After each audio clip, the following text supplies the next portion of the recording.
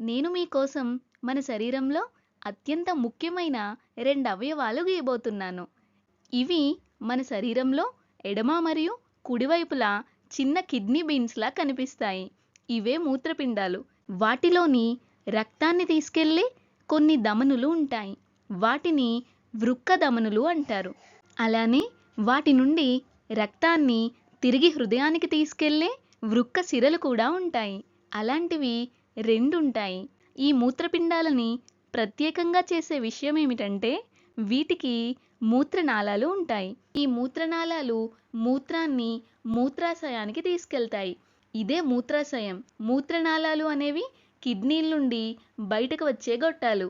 మీరు మూత్ర విసర్జన చేయడానికి సిద్ధంగా ఉన్నప్పుడు మీ మూత్రాశయంలో ఉన్న మొత్తం మూత్రాన్ని శరీరం బయటకు విడుదల చేయవచ్చు. కాబట్టి మూత్రపిండాల్లోకి వచ్చి బయటకు వెళ్ళే 3 ముఖ్యమైన విషయాలను మీరు గుర్తుంచుకోవాలి. వృక్క ధమని, వృక్క సిర మరియు మూత్రనాళాలు. ఇప్పుడు దీన్ని నిజంగా అర్థం చేసుకోవాలంటే ఆ ధమని ఎలా శాఖలుగా విడిపోతుందో ఆలోచించాలి. మళ్ళీ ఆ ధమని దగ్గరకు వెళ్దాం. దాన్ని అనుసరిస్తే అది చిన్న చిన్న శాఖలుగా విడిపోవడం మొదలవుతుంది.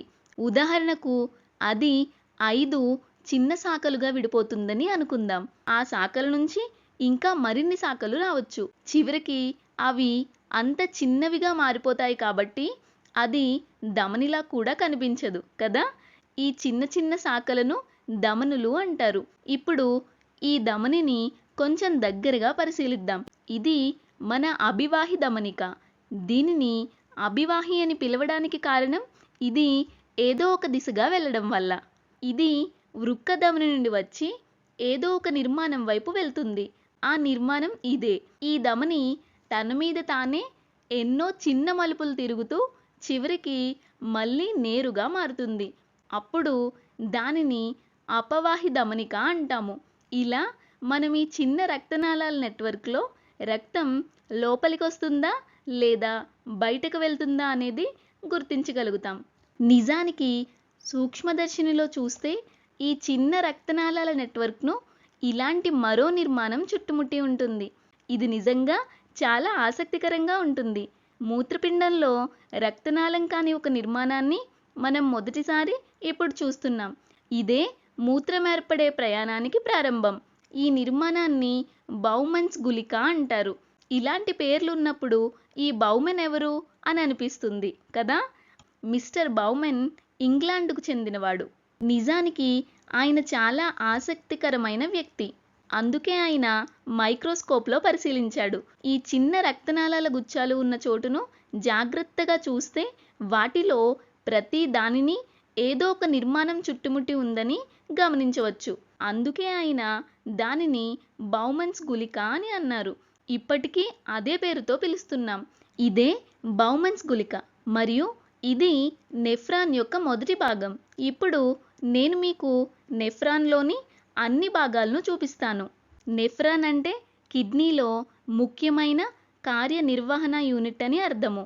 నెఫ్రాన్ యొక్క తదుపరి భాగం చాలా వంకర్లు తిరిగినట్లు మెలికలు పడినట్టు కనిపిస్తుంది కదా. దీనిని సమీపస్థ సంవలిత నాళము ప్రాక్సిమల్ కన్వల్యూటెడ్ ట్యూబ్యూల్ అంటారు. సమీపస్థ అంటే ఇది బౌమెన్స్ గుళికకు దగ్గరగా ఉంటుంది. సంవలిత అంటే మెలికలు తిరిగినట్టు. నాళం అంటే ఒక చిన్న గొట్టం. కాబట్టి ఇదే సమీపస్థ సంవలిత నాళం. అంటే బౌమెన్స్ గుళిక తర్వాత నెఫ్రాన్లో వచ్చే తదుపరి భాగం సమీపస్థ సంవలిత నాళం. ఆ తరువాత ఇది ఒక పొడవైన లోతైన లూప్లా దిగుతుంది. ఈ లూప్ను హెన్లీ సిక్యం లేదా లూప్ ఆఫ్ హెన్లీ అంటారు. ఇప్పుడు మీరు చూస్తున్నది నెఫ్రాన్ యొక్క 3వ భాగం. సిక్యం అనే పేరు ఇప్పుడు అర్థమవుతుంది కదా. కానీ హెన్లీ ఎవరు? మళ్ళీ మనకు సందేహం వస్తుంది. ఇతను ఇంకో బ్రిటిష్ వ్యక్తా అని. అసలు మిస్టర్ హెన్లీ బ్రిటిష్ వ్యక్తి కాదు. ఆయన జర్మన్ శాస్త్రవేత్త. ఆయన కనుగొన్న విషయం ఏమిటంటే నెఫ్రాన్ను మూత్రపిండం మధ్య భాగం లోతుగా అనుసరిస్తే అక్కడ ఈ చిన్న చిన్న చాలా సున్నితమైన లూపులు ఉంటాయి. అవి మూత్రం ఏర్పడడానికి చాలా ముఖ్యమైనవి. అందుకే ఇప్పటికీ దాన్ని లూప్ ఆఫ్ హెన్లీ అని పిలుస్తున్నారు. హెన్లీ సిక్కిం తర్వాత మరో భాగం వస్తుంది. అది కూడా చాలా మెలికలు తిరిగినట్లుగా ఉంటుంది. కాబట్టి దీన్ని ఏమని పిలుస్తారో మీరు ఊహించవచ్చు. ఎందుకంటే మనం ఇదే విధానాన్ని కొనసాగిస్తున్నాం.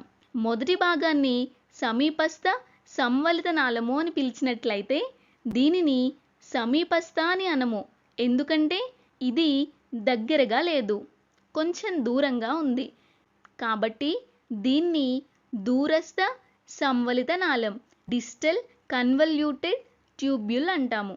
దూరస్థ అంటే దూరంగా ఉన్నది, సంవలిత అంటే ఇంకా మెలికలు తిరిగినట్లే ఉంటుంది, నాళం అంటే చిన్న గొట్టం. కాబట్టి ఇది దూరస్థ సంవలిత నాళం. చివరిగా దీనిలో 5వ భాగం కూడా ఉంది. ఆ 5వ భాగం ఒక పెద్ద సేకరణ గొట్టం లాంటిది. దీన్ని సంగ్రహణ నాళం, కలెక్టింగ్ ట్యూబ్ అని అంటారు. ఈ మొత్తం పదార్థం సంగ్రహణ నాళంలోకి వెళ్తుంది. అలాగే మిగతా దూరస్థ సంవలిత నాళాలు కూడా ఎలా చేరుతాయో ఇక్కడ చూడవచ్చు. చివరికి ఇవన్నీ ఒకే చోటుకు వెళ్తాయి, అదే మూత్రనాళం వైపు. ఇప్పుడు పదార్థాలు మూత్రనాళం వరకు ఎలా వెళ్తాయో చూసాము. అలాగే అవి వృక్క ధమని నుండి ఎలా వస్తాయో కూడా చూడవచ్చు. ఈ మొత్తం నిర్మాణంలో వృక్క సిర ఎక్కడుందో అని మీరు ఇంకా ఆలోచిస్తూ ఉండవచ్చు. అభివాహి ధమనిక ఎరుపు రంగులోనే ఉంటుంది, అంటే అందులో ఆక్సిజన్ ఉన్న రక్తం ఉంది.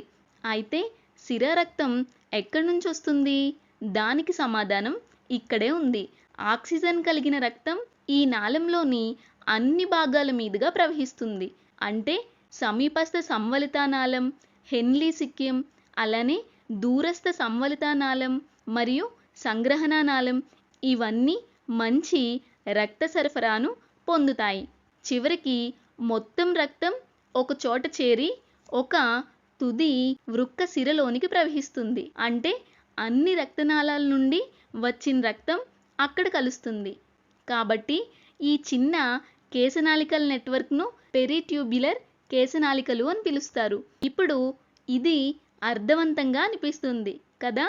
ఇప్పుడు మీరు వృక్క ధమని నుండి రక్తం లోపలికి వచ్చి అభివాహిక ధమనిక ద్వారా వెళ్ళి తర్వాత అపవాహిక ధమనిలోకి వెళ్ళి అక్కడి నుండి పెరిట్యూబ్యులర్ కేశనాళికల్లోకి చేరి చివరికి వృక్క సిరలోకి ఎలా ప్రవహిస్తుందో చూడవచ్చు.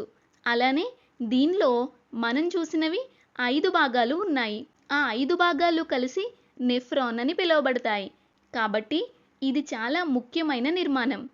తరువాత వచ్చే వీడియోల్లో నెఫ్రాన్లోని వివిధ భాగాల గురించి మాట్లాడుతాం. కానీ ఇప్పటికైతే ఈ నిర్మాణం ఎలా కనిపిస్తుందో మరియు దాని వివిధ భాగాలను ఏమని పిలుస్తారో కనీసం ఒక అవగాహన ఉండడం చాలా ముఖ్యం.